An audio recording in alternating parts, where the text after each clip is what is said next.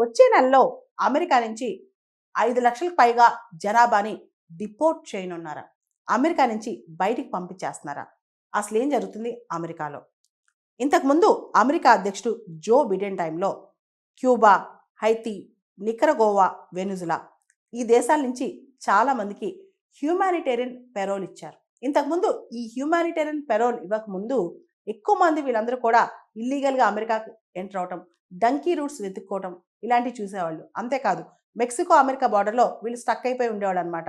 అయితే అమెరికాలో, మెక్సికోలో, చుట్టుపక్కల దేశాల్లో కూడా ఎక్కడైతే ఇండస్ట్రీస్లో లేబర్ అవసరమో అక్కడ వీళ్ళు పనిచేసే వీలు కల్పించింది ఈ హ్యూమానిటేరియన్ పెరోల్. అంటే ఎక్కడైతే లేబర్ షార్టేజ్ ఎక్కువ ఉందో ఈ హ్యూమానిటేరియన్ పెరోల్లో వచ్చిన వాళ్ళు అక్కడ వర్క్ చేస్తూ ఉండేవాళ్ళు అనమాట. ఇలా అమెరికాలో జీవనం సాగిస్తూ ఉండేవాళ్ళు. ఇప్పుడు డొనాల్డ్ ట్రంప్ రేపు అంటే మంగళవారం రోజు ఒక కొత్త ఆర్డర్ ఇవ్వనున్నారు. ఆర్డర్ ప్రకారం ఏప్రిల్ 24వ తారీఖు లోపు వీళ్ళందరూ వెళ్ళిపోవాలి.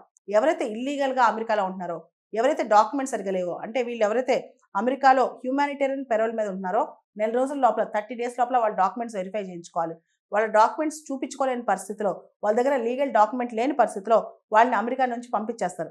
అవసరమైతే కాళ్ళు చేతులు కట్టేసి బేడీలు వేసి సంఖ్యలేసి మిలిటరీ ఫ్లైట్లు ఎక్కించి మరీ పంపించేస్తారు.